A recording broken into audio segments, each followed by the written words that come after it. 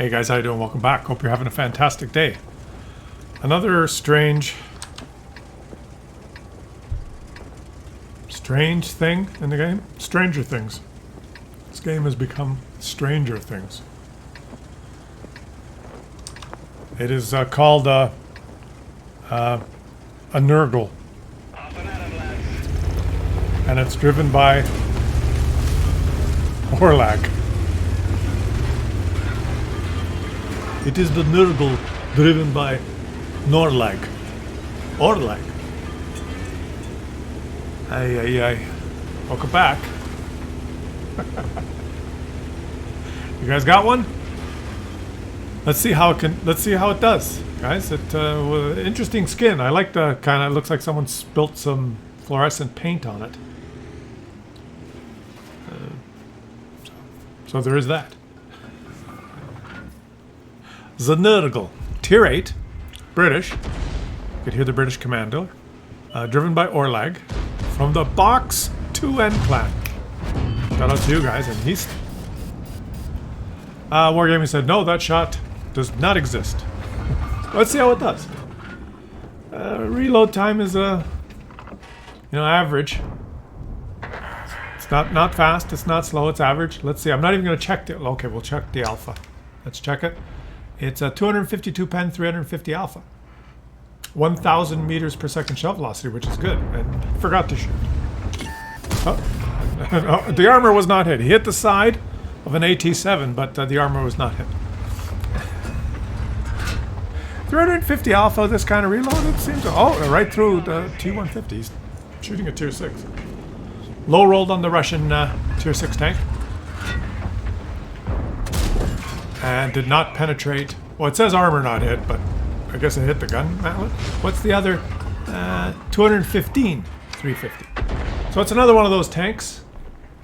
It's another tier 8 tank that has underwhelming penetration on the regular shell. Let's see if he makes this shot. The little hat, yeah. Do it. Do it. Oh, he missed. It's typical, right? Underwhelming penetration with the normal shell. 215. Because you're going to fight high tier players. So he high rolled on the American tank, so it's balanced. 350 alpha. That's good.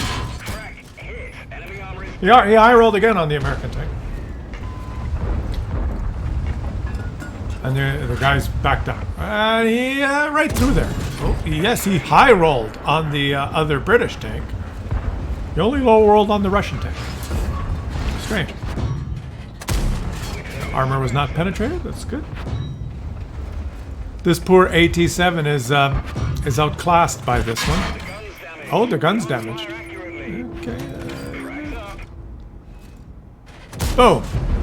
And he low rolled. So it's all balanced. Watch out. You're near the danger zone. Welcome to the danger zone. Near the danger zone. This is nice. I like this added realism. That's good. I don't like the weather stuff, but that's good. Anyways, as I was saying, it's typical. It's the typical strategy, right? To make the regular shell underwhelming. 215 pen is underwhelming. I'm sorry. It is, because there's some TDs and some other tier 8 premium tanks that have much better penetration. Most of the TDs, right? I know that medium tanks and heavy tanks are different, but if I'm going to get a premium tank, it's going to be one that has very good penetration on the regular ammo, so you don't have to spam the premium ammo all the time and lose credits. But let's see if he still makes credits. So it's underwhelming enough, 215, that you are going to do what he's doing. You're going to have a lot of premium ammo. You just are. It's the strategy. Make sure you design the tank so that you really need to pack the premium stuff. Ooh, that was a really good high roll. Let's see if he does it. Comes around here and a really good high roll and a really good low roll. So the rolls are everywhere. And he's spamming APCR like a mofo. Comet has no chance, really. Oh, he took one up to derriere, so he's got to move forward. He's playing really well. He knows what he's doing, guys. This guy's a good player. And it reminds me of the the American TD that is turretless, the way it's shaped, but it has a turret. It's an interesting looking little thing. It looks like it. You know what's that tank I'm thinking of with the tracks that stick out? So he's done really well here. 4,468 damage. And typical nice British gun handling. It's good. I think it looks pretty good, doesn't it? He's also bounced 3,000. He's bounced 3,000 damage with his armor, guys.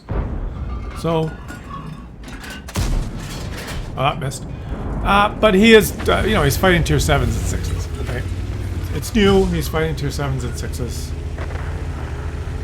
When he starts fighting tier 9s and 10s, it's the same old story. Sound like a broken record. If he's going to fight tier 9s and 10s, then 215 pen is not going to be good enough. And he's going to be... Well, he's doing it even against tier 7s and 6s. He's pumping out the APCR like a mofo. It's just World of Tanks these days. That's just the way it is. He doesn't need it against the Tiger, but, you know... Oh, the Tiger hit him back. Yeah, the Tiger's got a good gun. Up. And give him a little love. Don't let the Tiger shoot you again for free. Don't let him shoot you for... Okay, he missed. Ooh, ricochet. We're watching some good gameplay. He knows what he's doing.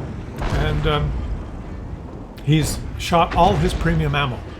So what this guy's going to do, because he's just started playing this, is he's going to go back to his garage and he's going to say, shit, I ran out of premium ammo. And he's going to probably switch it all to premium ammo. Because he's top, this is the best matchmaking he can get. It's tier 8. How many tier 8s are there? Well, there's whatever it is. And there's like 1, 2, 3, 4, 5 tier 6s and a bunch of tier 7. This is the best that he's going to get. And he's spamming APCR. So why carry any regular ammo? You know, like you. When are you going to shoot the regular ammo when you're fighting tier 10s? Obviously not. Now, I guess it's slow. 28, 29. So speed is a factor. Speed is a factor. But it looks like a good tank to take to a choke point when you're top tier. Right? Good tank to take to a choke point and duke it out when you're top tier. When you're bottom tier, you're going to get... It doesn't matter. Tier 9s and 10s are going to go through you like butter. So it looks like the gun handling is good enough to snipe when you're bottom tier. Oh, well done. The Nurgle, driven by Orlag. He did really well. Over 6,000 damage, guys. 4 kills. He aced it. And, I mean, look at that. This is premium tank, but, hey, who cares? Well, why not spam APCR like a mofo when you're top tier and spend 129,000 credits on ammunition?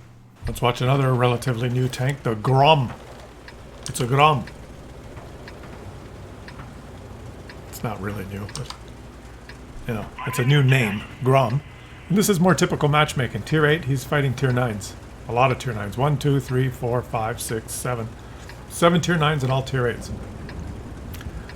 And this guy, he's got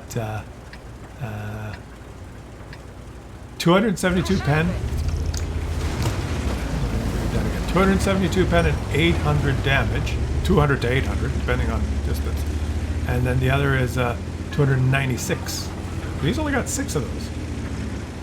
272 penetration is really good. That's good. And then the premium's 296. There's not much of a difference. And then this stuff is the HE. So he only has 6 of the number 2. Not bad, eh? Okay, that's actually way better. 272 to 264 penetration, but with the variable damage. What a difference. 215 on the Nurgle. You're going to be spamming APCR all day long. So that tank is a lose credits tank, I guess.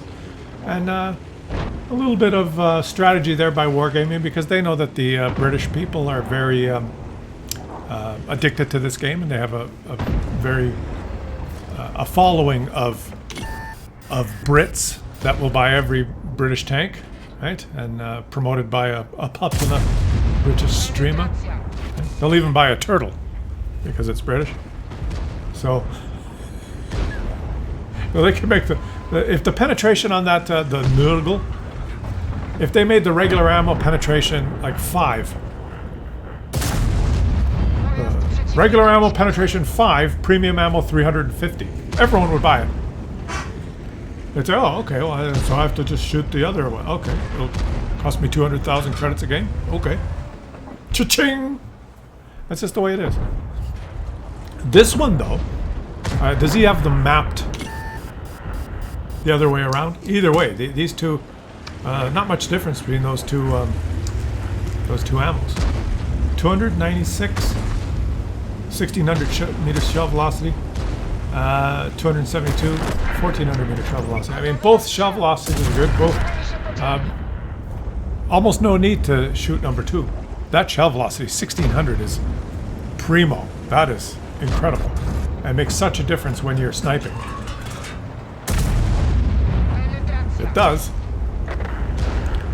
So of the two, the Grom looks more powerful, in my opinion. They have different, they have different play styles. And let him have it. 800 points. He's close. Let's see if he can bounce the. Oh, the Scharfeteur doesn't even want to mess with him. Get right up there. Come on. 811. Beautiful. This guy's up to almost 5,000 now. Now this thing's powerful, right? This one, this one is power creep. The other one, not so much. And this one's faster. Oh, he's going downhill. He's going 56 downhill. On the flats, the other one was doing like 25, 27. This one's doing, let's see, let's let him go on the flat ground for a while here. He's doing like almost 50. 45, 47. Yeah, almost 50. 48, 49, 52. And then you hit a rock.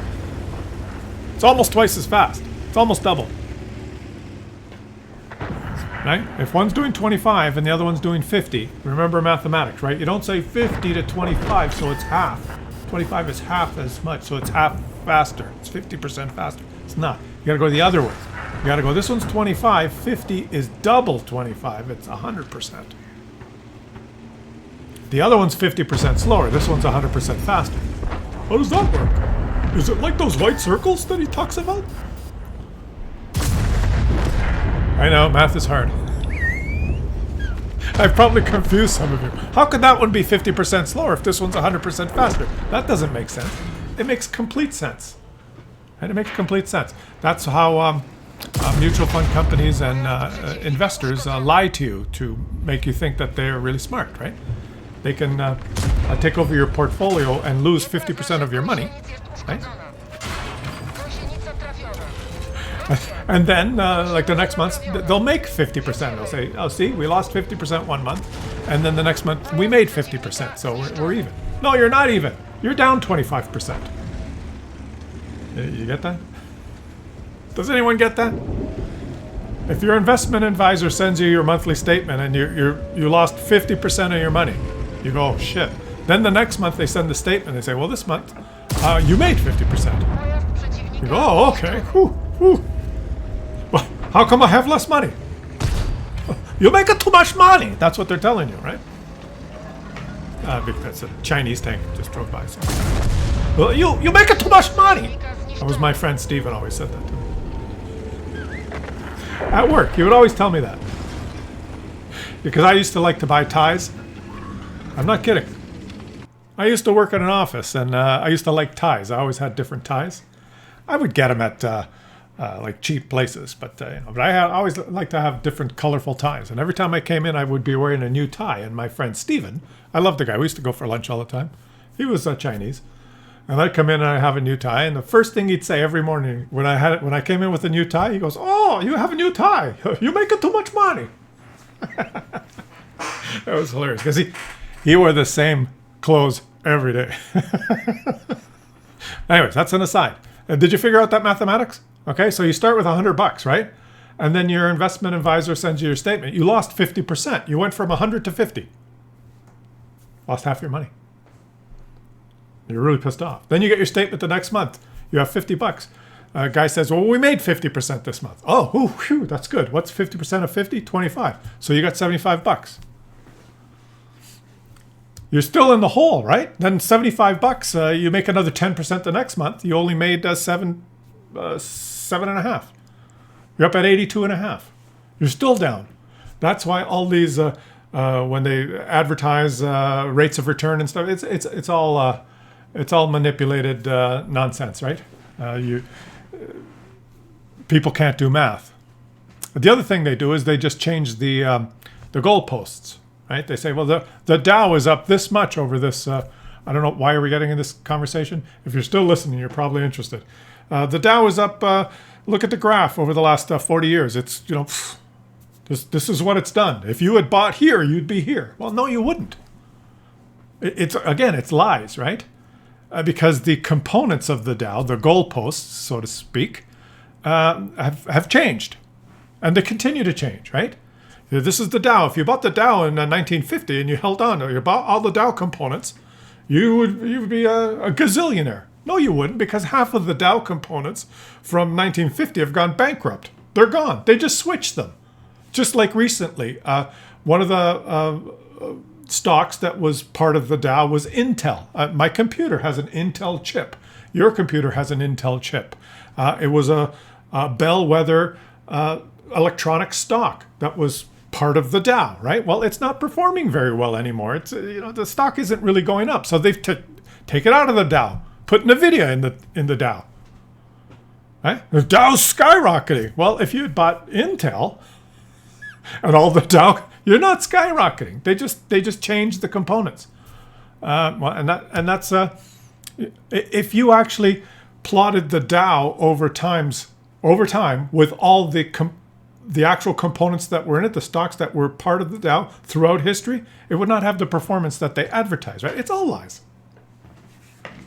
But okay, you lost 50% on those stocks, and some of them were down 0%. But now there's new ones. But I didn't have the new ones. They put them in after it's part of the Dow now. NVIDIA's part of the Dow. Did you know that? Huh? Too bad. You didn't know? You bought Intel? Oh, I guess you screwed up. If you had bought the Dow, you'd be a gazillionaire. Yeah, sure. Hey, if you bought the other tank here, you'd have 215 pen. You'd be spamming APCR like a mofo.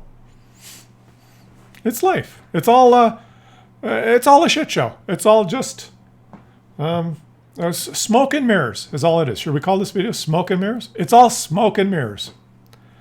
Maybe my little talk inspired some thought amongst you, and you can leave some comments. We get sidetracked like this every now and then, and I apologize, but some of you enjoy the sidetracks, and some of you do not, and those who do not enjoy the side have stopped watching, right? Which leaves just us.